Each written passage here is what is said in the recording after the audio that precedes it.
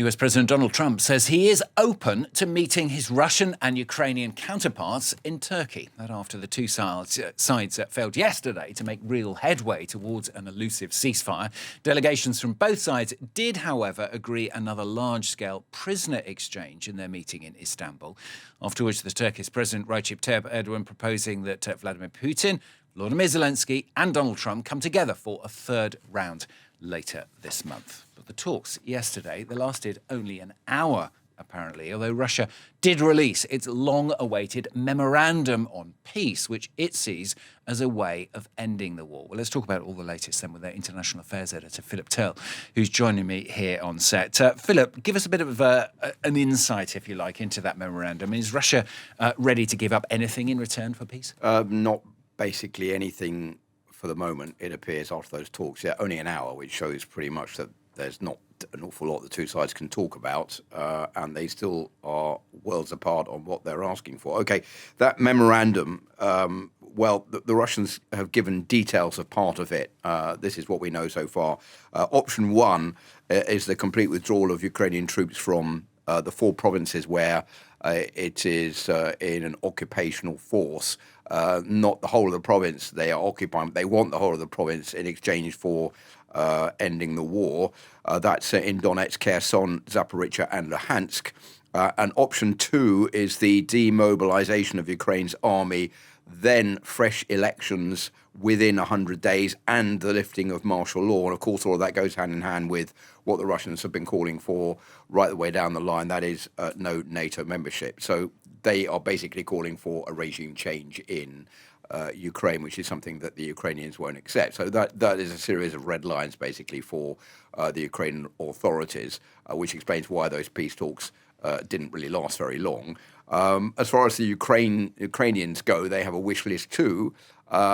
They say they want more military support from the international community. They want increased sanctions on Russia, especially from the United States, and they want all boundaries to remain intact. And Volodymyr Zelensky, who wasn't at the talks yesterday, was in cahoots or talking to his European allies and his Nordic partners in Vilnius.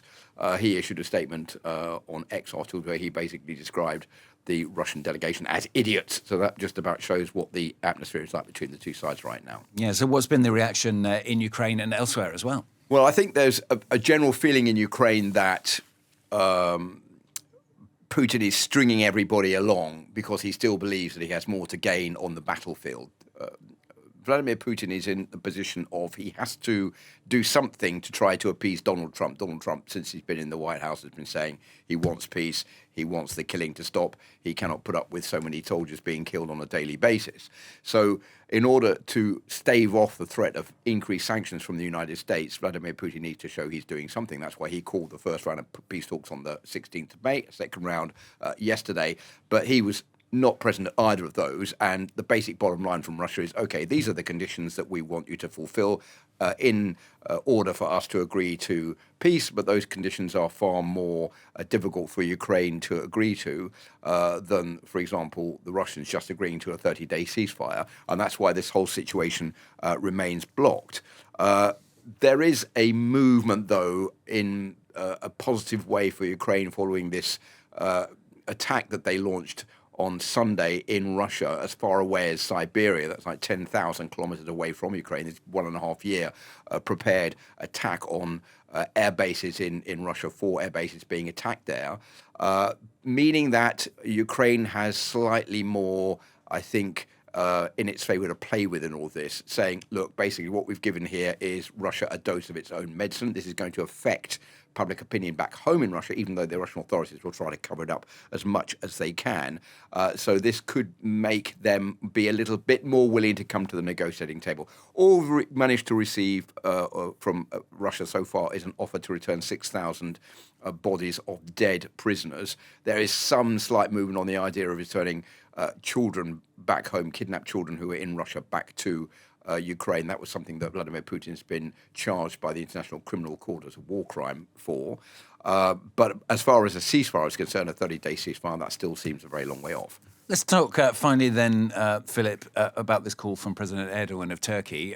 His idea to bring together Volodymyr Zelensky, Vladimir Putin, Donald Trump and himself all under one roof. Is that really realistic? Well, Donald Trump has said he's ready, as you were just saying in your intro. Volodymyr Zelensky has also said he's ready. The one person who has not said so far that he's ready is Vladimir Putin. As I was said, he's trying to buy time. And I think that the way this could move forward is that Donald Trump is visibly losing patience. Remember last week he described Vladimir Putin as absolutely crazy following more bombing raids in Ukraine, and that he had a good relationship with Vladimir Putin but didn't really understand what was going on. The response from the Kremlin was that Donald Trump was under strong emotional pressure, and that's why he made that remark. But I think that what Ukraine wants is Donald Trump to up the ante on Vladimir Putin.